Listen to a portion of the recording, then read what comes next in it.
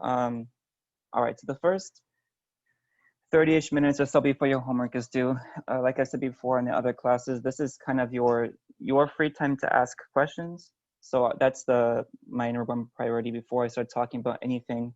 I just want to open the floor to questions so you guys can have the space. So do we have any questions about last week, probably, but also this week? Can you guys hear me? Yeah, so for this lab, the sublimation lab, I didn't see where the data was to plug into the sheets. Okay. We'll go over that in just a little bit, actually. But to answer that question right now, so this is a so there are a few different formats for this online section, and we've gone over a simulation and video. So this is another video lab. So basically, you guys will be getting a video. I need to send that to you. I sent it out in a Discord link, and I sent it out to the other students. I was actually going to send it like as soon as this class started, so it's fine anyway. So I'll get that link for you guys and send it to your email. But it's in Discord, so if you guys have access to the Discord, if you're in there, then it's already in there too. Okay, thank you.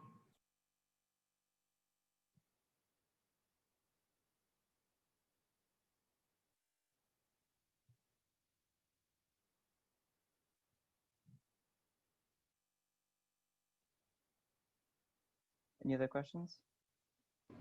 So just to confirm, this might be dumb, but for this class, the homework that we're doing is the sublimation homework and the states of matter lab? Yes, exactly. No, it's always good to confirm, so I'm glad you asked.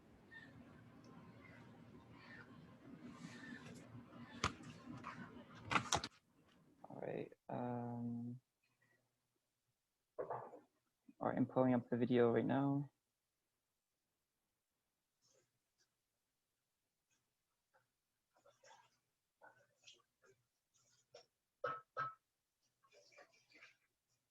All right, well, if you guys have no extra questions, I'm just going to start talking about this lab, the sublimation. Oh, I have a question. Yeah, go ahead. For the states of matter lab, do we have to do a proper lab report with the objective background procedure stuff? You do not. So you're referring to lab 2. Yeah, lab 2. No. So you can do like something in between. Basically, for the states of matter lab, you need to fill out everything you would otherwise, except for the background and the procedure, and then the calculations are included in the lab sheet. So kind of what I can gather from our lab so far is it seems like usually all the calculations we're doing are like guided, so you guys aren't just figuring out on your own. You had to basically just follow a format, and then you're doing the calculations to get the results. So while you need to report results, and while often these spreadsheets or the worksheets will give you a table that indicates the results you need, the calculations are usually included in the worksheet. So if you fill out the worksheet and you do all the calculations, you show me an actual example, then so far that has been enough. And for this lab too, for sublimation, that's also enough. Okay, thank you. Mm-hmm.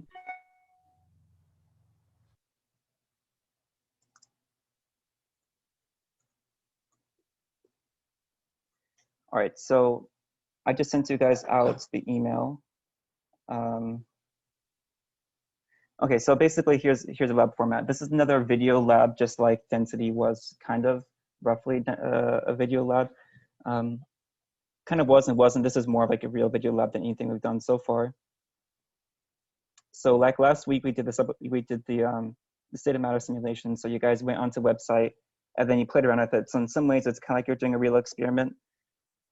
Today, this is a really cool experiment that you could be doing, but because of the format, really all you can do is a kind of virtual lab, which means in this case, watching someone do the lab and kind of pretending like you were in their shoes.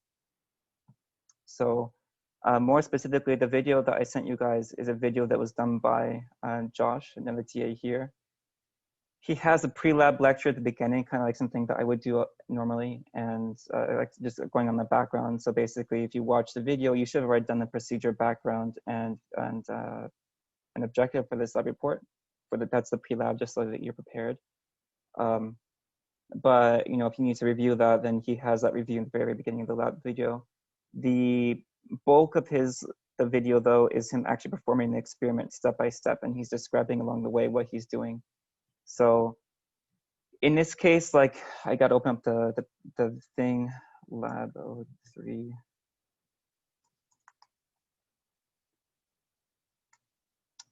So in this case, I don't have it open. I don't know the page exactly. I'm pulling up the worksheet for myself too. So I can go over it with you guys. But basically you have, so you need to watch this video, then he'll go over the entire report. He'll go over the entire thing, and then he'll collect data. The data that he collects are the data that you'll use for the report. So all the data you see on page 39 in the lab manual is something that he'll give you in the video. There is a notable exception to that I found out on Tuesday, and that is that on page 39, part B, the 6th row, the mass of the evaporating dish with residue after sublimation of ammonium chloride, he doesn't report that data value. I talked with him about this. He says you don't need it. I think it's a little bit an oversight because you kind of do need it, but there's a way to work around it if you have an assumption, which is what we're going to have to do because I don't have that data. So we can talk about that more during the lab later, but just to let you guys know that that information's not in there, so don't get upset if you can't find it. It's not you, it's literally, it's just not in there. The way to work around that, I kind of want to see what you guys are thinking first, but just think that it's like algebra, right? You don't have, so you have a total value, and then you have 3 unknowns. If you know 2 of those unknowns and you know total value, then you can figure out the 3rd unknown. In this case, you kind of have to assume the total value though in order to get that 3rd unknown. That's what he's missing. If he give you that value, then you guys would have been able to get the 3rd unknown just fine. It'll make more sense when you're going through the data, the lab sheet, and then you go through it. And I'm giving you kind of a vague information right now, just so you guys can think about a solution before I actually kind of just clarify that later. I don't just want to give you guys all the information up front. That's not really a very educational experience for you. You guys should be figuring out some things on your own. And I'm kind of here more to guide you and just to make sure that you have the resources you need to figure things out. Let's see what else. What else do you need? So this is a full lab report, which means you guys need to have the pre-lab, the first 3 sections. We'll fill out the result. You'll fill out the data on page 39. The results are the last 2 tables in the lab sheet. The calculations are the last few pages of the worksheet too. So you don't need to fill that as a separate section. You can just fill that out and that's fine. Like usual, you should fill this out in a handwritten format and then submit that like as a PDF or something. Please submit it with the name, with your name and the lab name as well, like lab 3 and your name in the title so that it's easy for me to organize. I tried making a Dropbox for you guys so you could input all the lab reports per report, but apparently it's not visible for you guys, so I need to work on that. So probably once this pre-lab is over, I'll go back and start working on the Dropbox to make it visible. What else? That's kind of mostly it for this lab. For your grades in general, so I've graded like the spreadsheets for example. I have my own key that I make, and then it's way easier in paper in person just to type all these things out, and then to write these out and to give it back to you the next week, which is what I wanted to do. So I'm already behind, which is not awesome for me, but it is what it is. So I have my own key, and I just have I write like very, very basic notes on one sheet, and I keep a key as to what you guys missed. So I found in the past a lot of students don't even look at like they look at the grade, but they don't look at the what they don't try to like get feedback on it. So I have all the feedback. So if you guys want to know what the feedback is, just email me and then I can give you more details. It's better actually for me because then I can focus on the students who actually want the feedback. And secondly, I can give you more details than just like a stupid key. Just saying like something in title, something in axis, something in like presentation. Like I can be more I can just go into more detail. I got yesterday. There's a huge talk on the TA thread and with Dr. Fuller. There's apparently some issues with the grade book and whether or not we should be using it. So regardless, email me if you're curious about a grade because I have everything in like I'm not going to show you because I don't want to show you guys all the grades, but I have a bunch of spreadsheets I keep for myself and I keep recorded grades in there. So if you're ever curious about something in particular, if you want to just confirm it, this is to me the more official thing because this is what I'm going to be submitting Dr. Fuller at the end of the semester. So if you're ever curious, just email me and I can give you a grade or confirm something or give you feedback or whatever else. What else? Make sure you're using the Discord if you can. It's really, really helpful because then you guys can get not only the live feedback from me, but you guys can get feedback from all your peers, which I really, really, really like because it improves your grade at the most basic level. Look at the min-max, how do I get the best grade kind of level. You get more participation points if you participate. That's a good place to participate and help out your peers, but also the best way to learn is to teach someone. So, or one of the best ways to learn, at least from my experience. So please give it a shot. I really like that. It's an awesome tool. I'm going to start taking attendance. I'm going to open up to questions again, just so I have a little bit of time to do this. So yeah, if you guys have any questions, otherwise I'm going to be a little bit distracted as I go through this.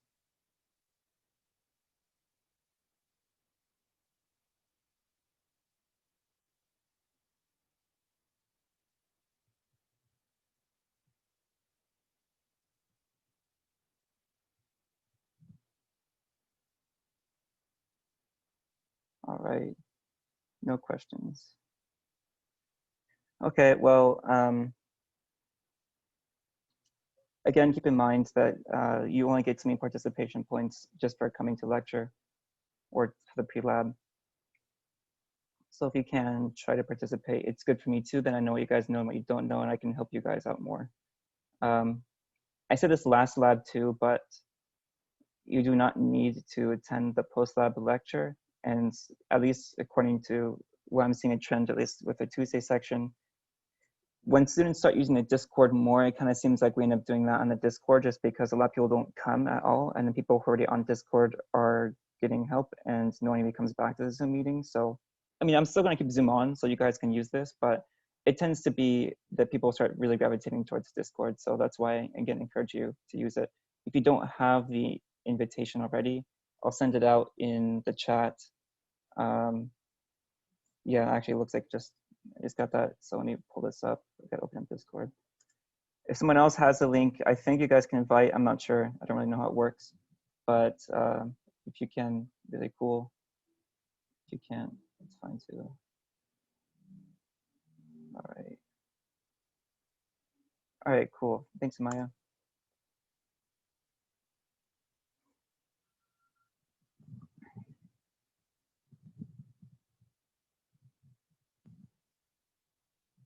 All right, guys, so just give me another minute. I'm gonna finish up with the attendance and then I'll try to think of any more comments for this lab, but that's basically it for the most part. Everything you need is either in the lab manual itself or in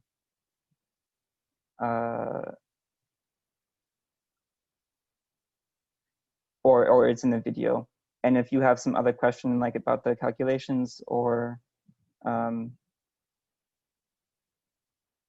anything else, you can just let me know. Either email, Zoom, or Discord, which is what I recommend the most, just because everyone has access to it. And then secondarily, Zoom, because once again, people have access to it. And third, email if you want, it's still fine, but it's more personal, which again might be good for some students. But in terms of getting very rapid help, so like actually working in the lab itself, then Discord's the best.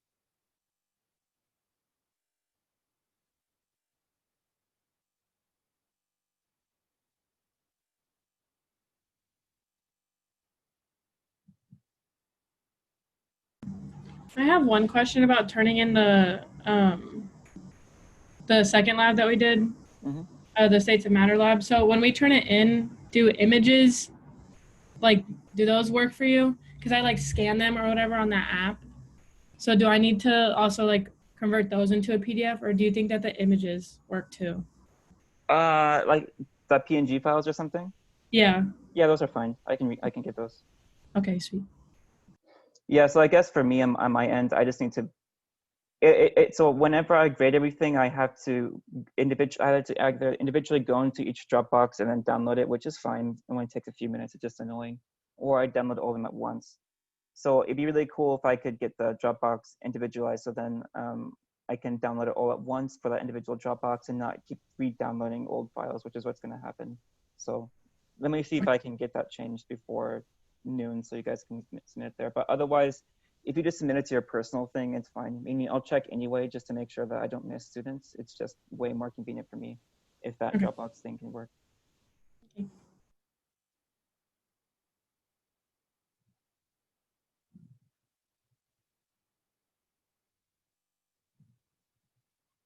All right, so I think I got everyone. I'm only missing, let's see, Asia, I think, Ariane,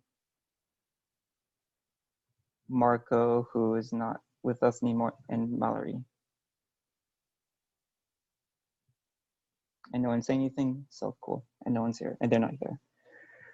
All right, so in that case, that's everything. I mean, if you guys have questions, let me know. Otherwise, you're free to go and just have fun at the lab. Like I said before, you just watch the video and then fill the data, then do the calculations. You should write in the pre-lab, but if not, now's your chance to redo it. You'll have a reintroduction with Josh. I'm not really going to go over it because you have to watch a video anyway, and here it does the pre-lab. If you guys want me to go into more details about like the actual chemistry or the background, I'd be happy to do that. But you know, it's a bit redundant, and I'm mostly here just to help you get through the course since you have the materials already ready for you. So I don't see the point for it outside of if you guys have specific questions and want to know about them. In which case, I'm really happy to go through it. It's not really needed. So yeah, that's that. I'm gonna stop recording, and unless someone has questions, in which case I'll keep recording. But if there's no other questions and you guys are just gonna start kind of heading out, then I'll stop the recording.